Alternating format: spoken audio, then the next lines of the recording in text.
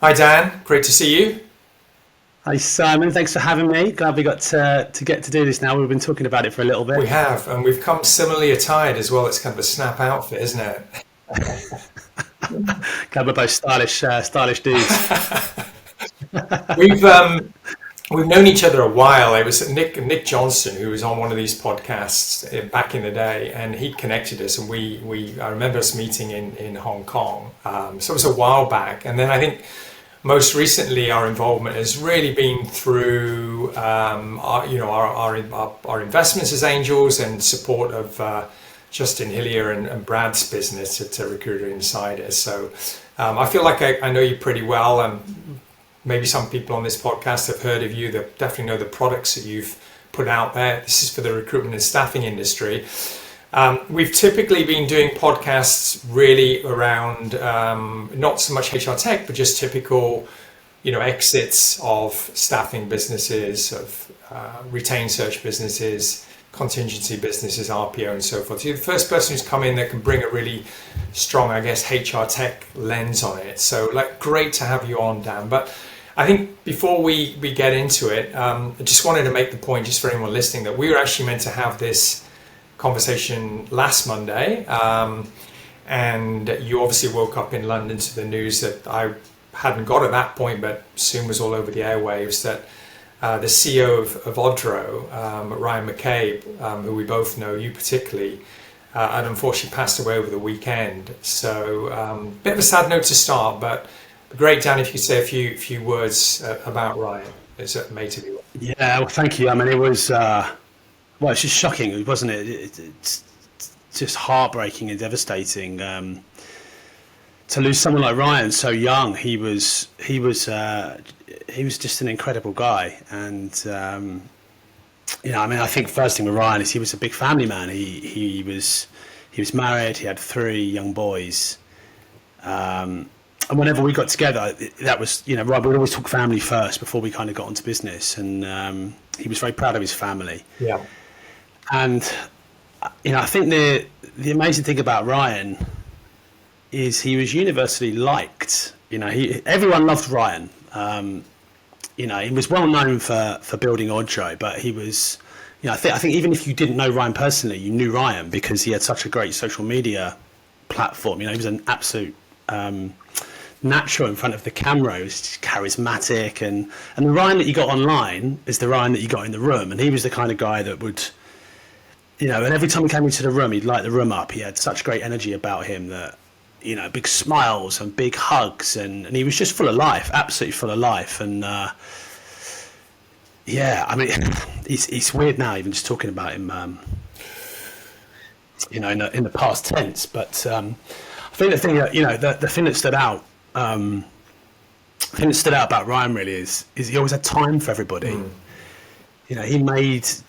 I don't know how he found the time because he's got a young family. He was building a business, and he spent a lot of time there building a great business and a great culture. And he spent a lot of time traveling. Like if you went to an event, if there was a staffing and recruiting event, Ryan was there. He was always traveling, but he still found time. He made time for everybody. And if you go online and if you read some of the stories on LinkedIn about Ryan, they're all about him giving his time. They're all about, no matter how busy he always found time for others. And there's so many story after story after story and picture after picture after picture of Ryan with people and things that he did for people. And, he was always there, whether it was a friendly ear or, more often than not a beer. Talking of which, I think Ryan. that was the first time I caught up with him on his first foray, I think, into the Far East, on his first trip to Hong Kong, when the Odro product was just kicking off, and we were looking to see how we could support him across Asia with recruiting company tie-ups. So, yeah, impressive guy. And it's funny what you say. A few people that I know who've never met him, never spoken to him, feel like they know him because of his online persona.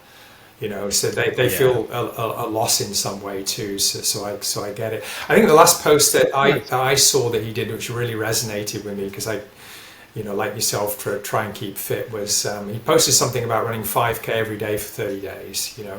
No matter where he was in the world, no matter how jet lagged, how hungover, how tired, family, work, whatever. He just stuck to it, and he got his 150K, and that's not easy. You know, you got to show a lot of grit and resilience and focus to do that. So that's the last thing that really stuck in my mind actually about Ryan. Yeah, well, I think that's the thing with Ryan is he's authentic. You know, there was only one Ryan, the Ryan you saw online, the Ryan you met if you were a customer, the Ryan you met if he was your boss, the Ryan you met if he was your friend. There was only one Ryan, and he had no ego, and he was just a lovely guy. Yeah. And he loved people, and he cherished relationships, and he invested time into them. And he worked hard to be a role model. And I think he achieved. I think that's why everyone loved him so much. I think it's why he's going to be so missed, because he was such a unique character. I mean, if you go on into that the post that Odro put out, and there's over 1,000 comments on there, and I was reading through them. Yeah. They all pretty much say the same thing. Like, it must have been getting to a point where people were kind of going, it's going to sound a bit weird if I say the same thing now, because everyone else. But what else could you say about the guy? Because that was him. And yeah, I feel like, everyone could be a bit more like Ryan. I think that's the thing that will leave after a short, very short time, too short. Well, is everyone will look at that and think, if you could be a bit more like Ryan, then that would be a step in the right direction. It would be a better place. I like that. His technology will live on. Thanks for that, Dan. Really, really, really moving and very apt. And RIP Ryan, and all the best to the team behind him, and especially his family at with Odro and everything. It's crazy times. Yeah. But yourself, maybe we can start the very beginning. And before you got into HR tech, you were in SThree, which is a have pretty well. Have done some advisory work for them globally. And you're also with a business I'm not so familiar with, MECS. And you weren't with these businesses so long, were you, before you jumped into building your first product with Broadbean? So perhaps you can... Yeah, I was about 3 years in recruitment, right at the start of my career as a resourcer first, and then as a recruiter before getting into the tech world. But it's funny because I felt this at the time, and I still feel it now, that when I got my first job in recruitment, I could not believe my luck. Right. I just couldn't believe that someone like me could get a job like that. It was just magical, and I was at college, so I was 18. I was just finishing up at college. I was doing a GMVQ in business. I did a GMVQ in business. Not that I could take anything that they taught you about business there and apply it to the real world of business these days. And my sort of part-time job was working as a delivery driver for a Chinese takeaway.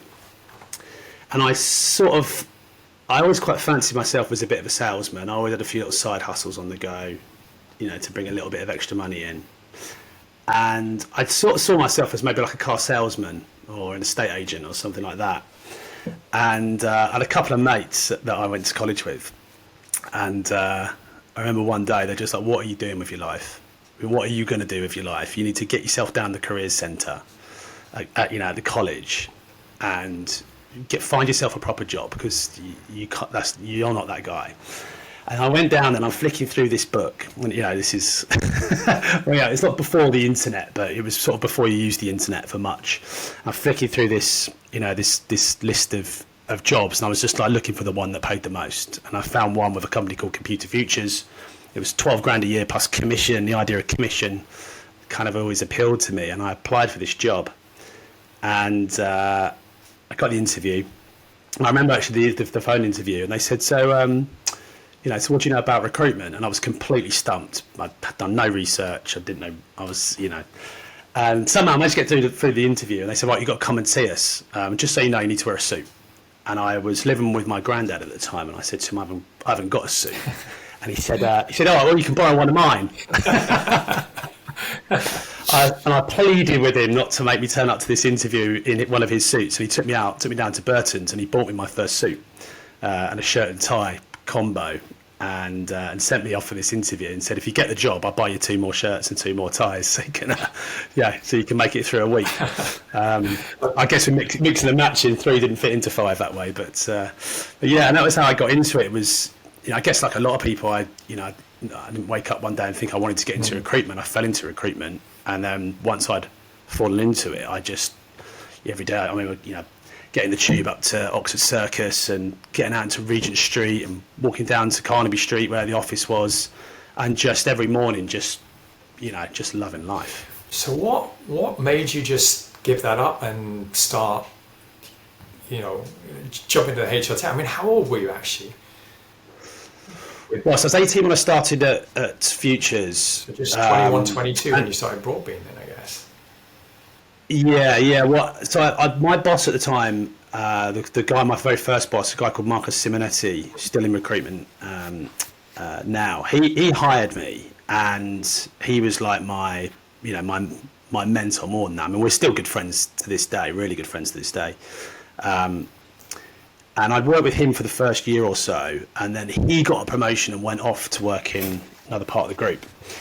And once he'd gone, it just wasn't the same for me. I just felt like such a huge part of what I loved about what I was doing was working with him, working for him, and he taught me so much. And so I decided that I wasn't loving it at Futures at that point. And so I started looking around, and I got a couple of offers, and I actually ended up going to work at MECS, and that was been set up by a guy called Kelly Robinson. And Kel was like the next big influence, in my life. I worked for him for I guess about 18 months as well. And during the time I'd been working there, this is 2001, 2002. This was back when it wasn't a weird idea for a 20-person recruitment company to build their own tech. People were out there building their own CRMs, and they were building whatever else. And Kel decided that the job posting companies that he had been using at that point were all a bit, no good, and decided to build his own one. So we worked in, tech recruitment. So he found someone that he placed before, got that guy in to come and build her. And it was kind of like, can you build this system to post to my 4 job boards? Because that's all I need. I don't need one of these systems out there that post to, hundreds of them, because I only use 4. And it just sort of snowballed from there. So I guess what a lot of people wouldn't know is I used the very first version of Broadbean when I was still working in recruitment. And we were in telecoms, and so sort of after the .com crash, my market was web hosting. So the .com crash had happened, and a lot of the telco, all the companies were really struggling. But I was doing all right because the web hosting companies, their funding hadn't run out yet. Now, I wasn't aware enough at that particular point to know that there was this kind of big crash in the data center market coming, because I was kind of still filling jobs. And then, all of their .com customers are all gone bust, and they start losing all their customers. They all started losing money and cutting jobs and whatever else, and the whole thing just blew up. And I just felt like, I just felt a bit, not that I'd lost my love for recruitment, but I was just very frustrated, and I decided I wanted to try and sell a product. So I thought, what could I do out there where I could, sell something, and once you sold it and you get paid and it's, you're done. And Kel said to me, well, what do you think you could sell Broadbean? And at this point, I'm 21, I can sell anything, give it to me, I'll sell it, And that was how it started. It just started off with, do you think you can sell this? So Kel kind of started the business not to be a business, but to be an internal tool.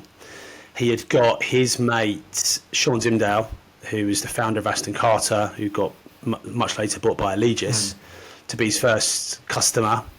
And I remember it because they did a deal where Sean was going to pay £167 per month for life. It was like, you'd be the first customer. I don't know how they got to 167. You can imagine there was a 170, 165, 16. They got it kind of haggled, and that was so he had his mate using it. He had his own agency using it, and we set out. It was like, just see if you can sell this, and then let's go from there. So I spent 3 months trying to sell it, didn't sell a thing, and Kel said, right, this is not a good idea. Let's shut this down. But by that point, I'd been talking to all these companies. I knew there was room in the market for what we were doing. I knew there was a need for it. The market was just on its arse. This is back end of 2002. So you think .com crashed, you had 9/11. You had all that stuff that happened in the run up to that point. And I really believed that we could do something with it. So Kel said to me, I'm kind of pitching this to Kel, like, keep going, we could do this. Let's just, just need a bit more time. And he said to me, right, well, if you're so confident, put your money where your mouth is. And I, being 21, didn't really have any money, to hand. Any commission that I'd earned in recruitment had been pretty swiftly spent. And so I went to the bank. And this is back in the day when you could go to the bank and get a loan, without too much hassle. You sort of walk in and you go, hello, I'd like to get a loan. And they say, how much? And you say, this much. And then they say, can we see a few pay slips? So I had to ask for a few pay slips, to sort of show the bank. And then next thing, the bank gave me a loan. And so I said to Kel, this is how much I've got. This is how long it will last me. And so we pretty much, I guess I worked out I'd probably last about 7 months. Can you let us know what the loan was? About 20 grand. Is that right? Okay. So that was the only money you put into it, or was there some other seed cap? No, so I did it, and this is the brilliant thing with Kel. I mean, I still look back on it now, and I like to think I'm good at spotting talent, and I love to give young people opportunities. But I look back at the 21-year-old Dan, and I just think I'll always love Kel for giving me that opportunity. And he kind of said, well, look, we cut a deal, and the deal was if you can get this business to kind of break even before you run out of money, then you'll get 25%. He had another business partner, a guy called Brad Plax was his business partner in MECS. He was like, we'll split the 75 between us, you take 25 and let's build a business. And so and that was kind of how it started. It wasn't like I'd planned to build a tech business. It was one of those ones again where just the opportunity came up, and I just grabbed it with two hands and we went from there. So we got through those first few months, and we started to get some sales in. We started to make some hires. Was it always called Broadbean, or did that? It was. So originally, if I remember this right, the original name for it was Firebean. Okay. And the story was something like, this is when broadband was first coming out. And so when people were talking about broadband, and it was something like Kel's wife or something, till it's saying Firebean or Broadbean, it started getting all confused in, so it ended up becoming Broadbean. Right. It's good now. I mean, what's nice is it's still around now. We're 20 odd years on, and that brand is still there. I think we were just learning on the job. I designed our first website in Paint. Can you talk through some of the growth metrics around that business to the point where DMGT started to get interested in you? Yeah, I mean, the first couple of years there was three of us really working on it. Kel was working predominantly on his staffing business. Brad was working on his staffing business. So I was kind of the person in there, day to day operationally. We had one tech guy, a guy called Luke Hopkins. I remember Luke actually had, when we were first there, the Broadbean server was under his desk. It was, and we bought a bright green one because that was our colours. And he went under the desk, and the three of us were sitting there together, trying to build it. And that was you imagine that these days, can't you? Now with sort of security and all that sort of stuff. But and the first few years, it took us a while to really establish ourselves. It took us a few years. We had some competitors in the space. There was Castle Links, there was Web Salvo, there was Conkers. Conkers got acquired by JobSite. Okay. And JobSite had been acquired by DMGT. So that, for a period of time before our acquisition, we were competing with Conkers, or the JobSite offering, which they'd been given away for free. And I think that really was the one of the kickers there, is that we were winning business on a paid product against their free product. And that really was one of the things that kind of started the conversation. So by the time we got to the point of talking to them about the exit, we were, a few million in ARR. Wasn't small, but wasn't huge. We had turned down an offer the year before from Robbie Cowling at JobServe. And I remember back then, telling my mum about it. I was telling my mum the numbers that were involved, and she just blew her mind. She said, how could you turn this down? I was like, I still think we can do more. I think we can keep growing. And so by the time they approached us, which would have been early 2008, we were a few million in revenue. We had about, from memory, probably 60 or 70 employees, almost all of whom were early 20s and teenagers. So that was, I was 27 when we sold it. So, and I was one of the oldest guys in the company at that point.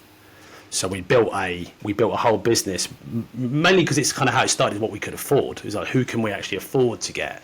And most of the time that was people leaving school, leaving college, doing their first or second job. Were they all coming into an office, or do you already have digital kind of nomads in those days, people working from home? Like how was that? No, I think the idea of working from home back then was frowned upon, and probably not possible, because everything was on-prem, wasn't it? So if you weren't in the office, you couldn't physically get onto your computer. It wasn't like we had laptops back in those days. You had to, turn your box on at your desk. This is not long. The first year, 18 months I was in recruitment, we sent CVs out by fax. Things hadn't moved on that dramatically, even in the tech world. So Kel's MECS had an office, so we started off with this kind of back room at the MECS office. And everyone came in, and we were still back in those days. You had start time and end time. It was all very, you remember what it was like. It was much more rigid and formal, and I think we took a lot of what we did and how we had it in those early days was what we'd learned in recruitment. So a lot of the the hours that we worked, and it was kind of expected back then. You'd work 10 or 12 hours a day. That was just the norm. You'd get in early, you'd stay late, you'd take short breaks. You would, and then it wasn't like people were taking loads of holidays then. The world was just a different place, wasn't it? It wasn't like it is now. There was not, it was a lot more old school. And so everyone was in the office. We had set up in Sydney. We had set up in fact, just after the acquisition, we went out and set up the US business. Kel moved out to California. Hasn't come back, actually. Is that right? 16 years now. Yeah. He went out for a few months to see how it would go, and he hasn't come back.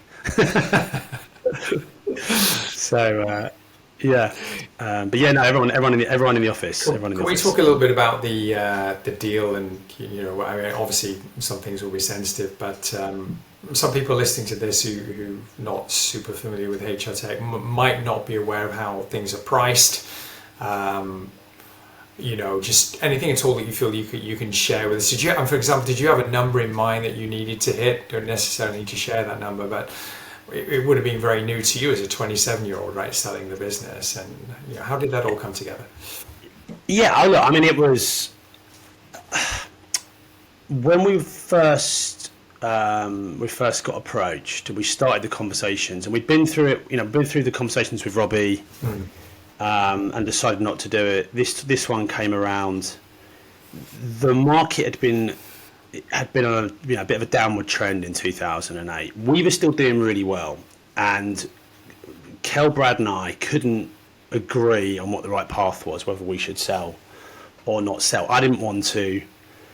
It took quite a lot of convincing for me to kind of get to the point where we were going to sell, because I think I just perhaps I wasn't ready. And I'd spent at that point, at 27, I'd spent pretty much my whole adult life doing Broadbean. That was only 6 years, but to me it felt like most of the time I'd been a grown-up, and that's what I'd been doing. So I wasn't really ready to let it go.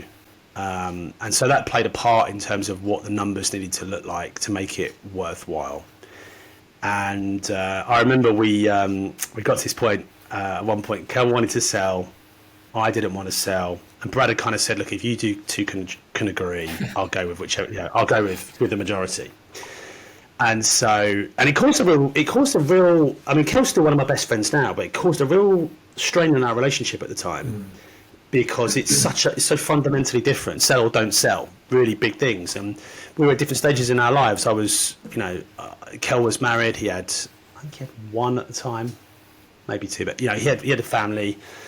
And so the differences in terms of what we were doing with our lives at that time and what we were going to do with our lives in the next 5 or 10 years, they were very different. And so the drivers were different. I wasn't too fussed about taking money off the table at that point. I was still kind of like, take as much risk as possible, all in, keep building. And so we had our we had Anne Swain on our board from AppSco, and we had Les Clark from who's the founder of Glowtail was on our board. And I remember having conversations with those guys. I can't remember who it was, but someone said, look, what you need to do is you need to sit down and you need to listen to the other one's argument. You can't say a word. You've got to sit there. I think it might have been Les. You sit there. Dan, you talk about why you think you shouldn't sell it. Kelly, then you can talk about why you should sell it. Go away for the weekend. Don't talk to each other. Come back in on Monday and then see where you sit. So we had this whole big conversation, and we were obviously both very convincing, because I, over the weekend, decided we should sell, and Kel made some really good points. And I came back in. I said, you first or me? And he went, I'll go first. I think you were right. We shouldn't sell. So we talked each other around. But then in the end, so we got to the point where we agreed to sell. It was going to involve a 3-year earn-out if we did the deal. And I started to then look at it and think, well, I'm ready to do something else. So we're going to sell this. I've got however long it takes to get the deal done, plus another 3 years, plus it would be nice to have a bit of time out. So actually, before I even start again, could be 4 or 5 years down the road. And that's quite, to go from 27 to whatever, early, mid-30s, it felt like quite a big jump. And so that really encouraged me to get on and get the deal done. The numbers had to be right. And certainly I would say at that age, it was life-changing money. It was never enough for me to have just sat back and lived on, but to be at that age with that amount of money was materially transformed my life. What point in 2008 was that? We did the deal in October 2008, so stock market had kind of tumbled. It was the timing for us was really good. I think if we hadn't have sold then, it wouldn't have been like we kick it down the road for a year and we'll go then. It would have been, you'd have had a period where things kind of, certainly our first year of our earn-out was tough. I think we were insulated a little bit because we were part of a bigger group, and so we were able to leverage that, and that helped us through. But I think if we'd been an independent company, we'd have had a really tough year or two. And then you've got to build it back up again, because people want to buy you when you're on the up. They don't want to buy you when you're on, well, they might want to buy you when you're on the way down, but they won't pay the premium for it that they would when you're on the way up. And so I think we were fortunate with the timing of it all. It wasn't like we sat there and, pored over the economic data to make the call. I think we got, lucky with the timing. I sold the search business that I co-founded in Japan December of 2007, so just before GFC. And the multiples were high. Like, I don't think the market's seen that level of multiples again. So we timed it without realizing we were timing it. We timed it pretty much spot on. I think the company that bought us, Recruit Holdings, they also saw some value in the relatively small search business that we'd started to help them get into Asia and help them on their M&A journey and help them on their IPO journey and so forth. But it's interesting that you did it sort of quite late in 2008 when obviously the full impacts of Lehman shock were out there, but you're still clearly able to get good value and I presume a good multiple and good numbers for it. Yeah, DMGT were good in that sense because the deal took a long time to do. The DD was hard, the due diligence was hard because we didn't have any of it. Anything that they wanted, the deal took about 9 months, start to finish. And I remember Kel and I having a conversation. You run the business. He said to me, you run the business, I'll sort out the due diligence with our CFO. This guy called Stuart Passmore actually became my CFO at Cuba many years later. And so that, and they were working on it because of course you get this big due diligence list. I've never heard the term due diligence before. At that point in my life, that was a new term to me. And then all of a sudden you start to, we want to know everything. And that's a scary prospect. I mean, I talk to people a lot now when they're about to get into due diligence and I'm trying to tell them what to be prepared for. And when people run small businesses, they run them, how do we put this, Simon? Tax efficiently, let's just say. Tax efficiently, yeah.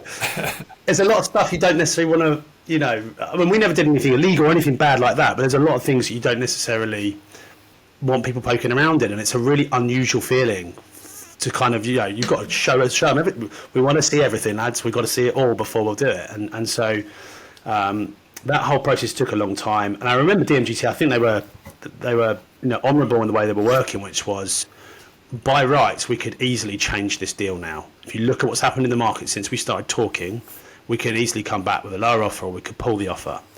but we want to do the business with you and do business with you. And I like that. They were, and certainly I remember talking to Keith Potts, who was, I mean, they went after they acquired Job Site. I guess that would have been about 05, 06, something like that. And Keith was like the darling in the DMGT, tech side of the business. Because obviously at DMGT, at Daily Mail Group, you've got the whole paper business, the, traditional, publisher and advertising, all that type of stuff. And then you had this tech division or this online division that they were trying to build. And Keith was kind of the darling of that industry, that part of the business. And I remember him just kind of saying, look, just, he came down, I think you sort of need that sometimes, put an arm around me. It's like, this is going to be fun. You're going to, you'll report to me, but it won't feel like you're reporting to me. Keep your office, keep your team, keep your job. Everything that you've been doing, just do exactly that. And me and you will meet once a month and I'll see how I can help you. That's all that's going to change. And I know that and everyone at that point that I spoke to about an earn-out said, don't do an earn-out. You'll hate it and you'll never see another penny. And actually, it was the total opposite. I enjoyed it. I got everything that we expected to get from the earn-out. And I had a good time. I learned a lot. And the only reason I left, because it was supposed to be a three-year earn-out, the only reason I left was because after the second year, they were putting in place a strategic plan for the next 5 years. And I said, do you really? And they kept, most of their businesses were still running autonomously. I just said, it doesn't make sense for me. I'm only staying one more year max. It doesn't make sense to have me for 1 year of a 5-year plan. This is an opportunity for someone to come in at the start and drive the business forwards. And so, I said I would stay if they wanted me to stay. Of course, we had an agreement, but if they wanted to put someone else in, then I was quite happy to, to dip out. Your 60, 70 young guys, any of them still with the business? I know one person who has just left actually to go and work at another friend's company. But I'm pretty sure there are still some people there. In fact, I know one guy, a guy called Pete Harrison, who's in Australia now. He was our third employee. He's definitely still there. He's still, I think he runs the Sydney office now, but he's, or that part of the world. But he's been there. Well, he started in 2003, so he's 20 years, over 20 years in. It's impressive, especially for a young guy, 15 years on from the deal. It's good. Guy running my business my former business in Japan was with me at the point of the sale as well. It's just good to see that sort of continuity, or at least someone from the day when you were in the business. Can we move on a little bit to Cube 19, because it's like a good segue into that. So